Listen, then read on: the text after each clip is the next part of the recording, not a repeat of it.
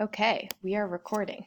So, so I'm here with Abigail and Tori and Stephen, and we are walking through using the Perrier approach to assess a public health problem. And the problem that we are assessing is that there is a gap in nutrition knowledge and behaviors among college athletes. So first we look at the problem. So Perrier starts with the P, and the P is the problem. So we want to think about the scope of the problem. And Tori, what did you find on the NCAA stuff? Like, what was that you mentioned? Like, what kind of statistics or information or... So I was looking up, it covered a bunch of things. It covered eating frequencies, Mm-hmm.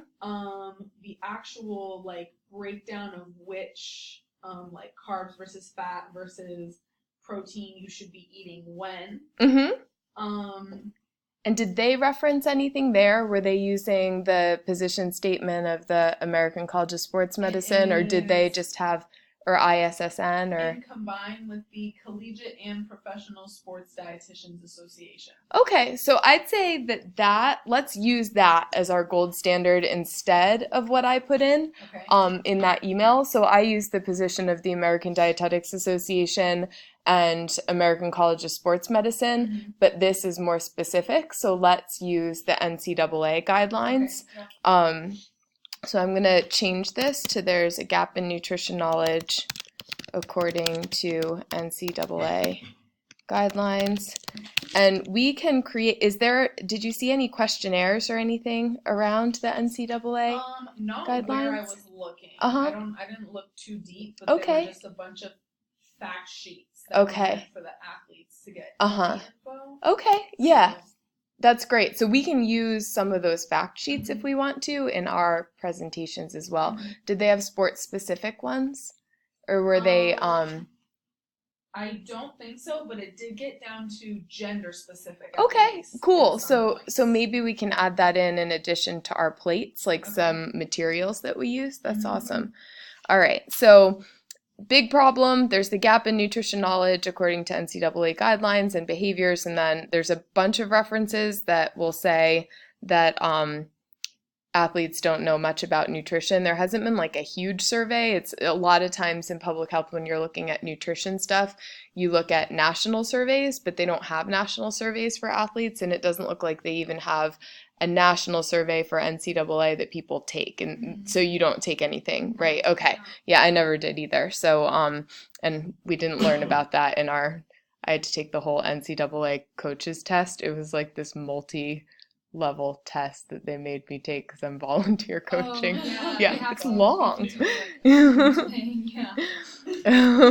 Okay, so the E in Perrier is going to be the etiology. So this is sort of, in a disease, etiology is how the disease develops.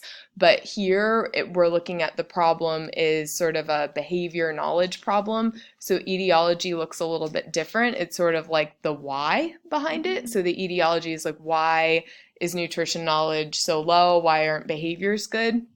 And so when we look here, it's mostly because athletes are relying on coaches and athletic trainers and websites for advice.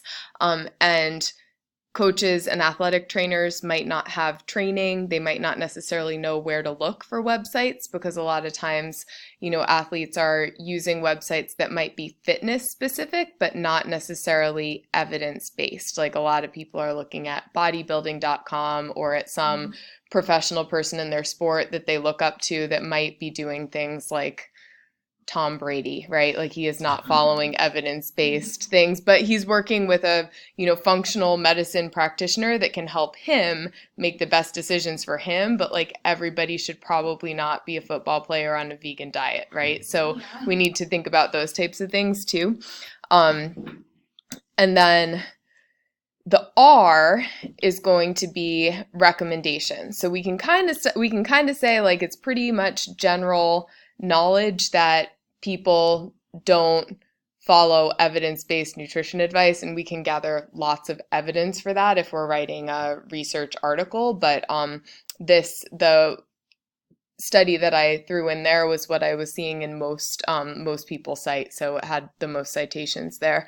And then, so the recommendations would be having a sport nutrition professional on staff has shown to be effective in improving college athlete behaviors, but we don't have the staff for that, so we don't have a resident sport dietitian to influence behaviors, and I doubt we are getting one anytime soon. And even D1 schools have cut their sport dietitians. So like UMass used to have a full-time sport dietitian. That's where I worked as an undergrad, and I was like one of the interns. We had 2 dietetic interns, which are people who have undergrad degrees, and they're just like doing rotations to get more experience. So it was like this fully staffed place.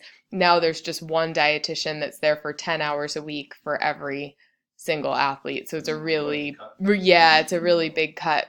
We were trying to get like sports psychologists on Mm-hmm. campuses because I went to like a huge NE10 conference over the summer, and they're like, well, yeah, it's not really like essential for the athletes, kind of like dietitians. So I mean, like they don't really put any sort of staffing for the non-essentials. Right. Mm-hmm.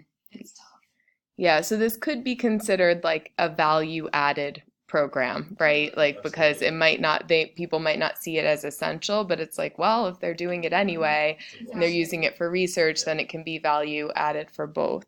And so then another so another recommendation would be college nutrition education programs have shown some success. And I don't know if you looked at the methodology here, but it was like really basic nutrition education delivery. The one thing they had was follow-up. So there was like it was like off-season, there's one nutrition talk, and then there were like 3 check-ins for the baseball one. That was kind of an interesting look, because they used kind of similar education in terms of, because they looked at knowledge, nutritional status, body composition, and performance in off-season training. And they used the nutrition education intervention based on what their diets looked like. So it was really similar to what we're doing.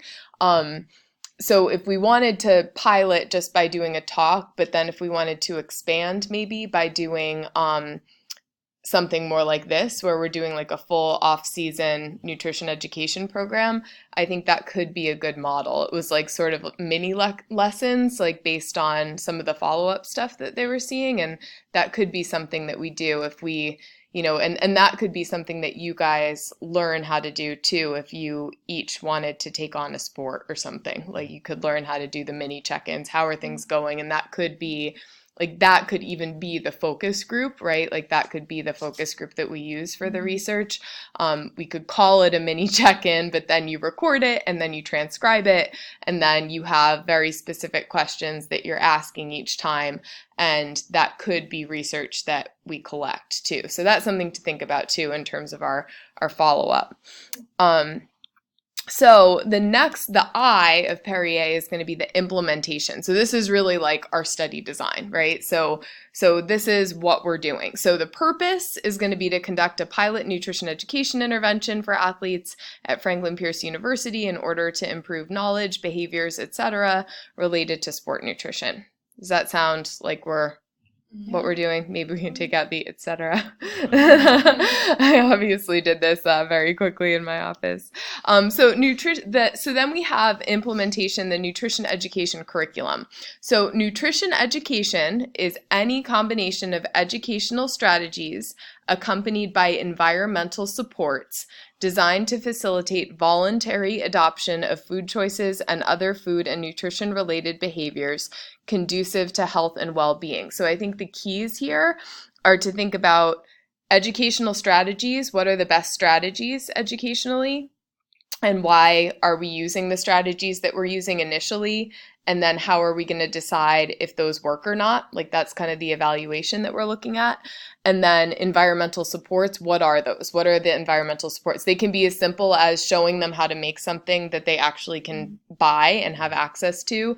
It can be helping them understand navigating the dining hall, or it could be environmental supports could also be us doing policy change type stuff, or helping them implement fact sheets, purchasing foods on the road, things like that. So lots of ways that we can talk about how our educational plan could help with environmental supports. And then it's voluntary adoption of food choices, right? So we want them to feel motivated and empowered to make good food choices and think that those food choices are going to make a difference, right? And that's how we can get them to adopt them. And then the food and nutrition related behaviors conducive to health and well-being, we're kind of shifting the health and well-being to optimal sports performance, right? So sport nutrition education would shift there to be, for sport performance. So next, we have our curriculum. So we have these athletes plates that are a collaboration between the U.S. Olympic Committee sports dietitians and the University of Colorado Sport Nutrition Graduate Program. And I have you can use these as, they are allowed for educational purposes. So they're approved for educational purposes. They're not necessarily approved for research purposes, but we're using them for education in a research study. So we're not evaluating the plates. There's a big study going on evaluating the plates right now. So you can see on the next page that preliminary research shows that the athlete plates are representative for athletes' needs for the day. But they're slightly higher in protein than like the general recommendations, which I don't really see as a problem. A lot of all our athletes that we've looked at so far are low in protein, but this study is neat if you want to look at, a different way of doing a study. They had dietitians, like they just showed dietitians the plates and then they gave them a bunch of foods and had them put together a bunch of the athlete plates, and then they did a nutritional analysis on what was on the plates. It was kind of neat. Oh, that's Yeah. cool. So that was phase 1. So I think there is a phase 2 and a phase 3 of this study, but this was just published in May. So I don't know what that will end up looking like. So we can keep our eyes peeled for that. So continued the nutrition education curriculum. So health educators do suggest that peer-led health education is effective due to the comfort of sharing sensitive information with people of similar age. So I see this as kind of peer-led health education, and I see sport nutrition delivered in the college setting as being sort of a sensitive issue, because I think coming from me, it does feel like just another instructor is telling them what to do, or that I'm in like cahoots with their coaches, like deciding what they're supposed to be doing, right? And so the health education that's peer-led works really well with things like substance abuse education or sex education. Like those are really, so if you wanted more to kind of back this up, that's something that we could use there. And then next, previous research does support the efficacy of sport nutrition education targeted at athlete-specific needs. So that that study with the D1 baseball players, they did the diet analysis before, and then they influenced the intervention based on that diet analysis. I didn't even know there was another study out there like that, so that was kind of cool that it worked, right? Yeah. And then, so the curriculum design, so our curriculum will first teach the IOC athlete plates to translate nutrition guidelines into practical choices, provide needs-based support for athletic teams based on formative assessment. So formative assessment means what you're doing before. So that's kind of how we say pre-test in public health speak. You say formative process and outcome and impact assessment. And then be peer-led and professor-facilitated. So I think we can say you guys are the leaders and I'm just facilitating the talk. Incorporate hands-on learning with recipe creation and relevant tips for peri-workout nutrition that can be instantly and economically applied in the student-athletes' lives, and include a special topic chosen by teams through formative evaluation. So we'll ask them before what they want in the talk, like give them a little grouping of things, and then they can pick that. So then I have a sample session. And I'm going quick through this and then we'll go back because I have 1 minute here. So the sample education session would be 1, an intro to sport nutrition, 2, overview of athletes' plates, 3, a workshop utilizing a needs-based focus on specific nutrients and foods, 4, a special topic of concern chosen by the teams, and then 5, food sampling and recipe prep, because then once they start playing with food, we lose them. So we can't really do much more talking after that. And so lastly, evaluation is going to include quantitative and qualitative measures. We have formative, which is before, process during, and outcome after. And so we're going to spend the rest of our time kind of talking through some of this evaluation and curriculum design stuff.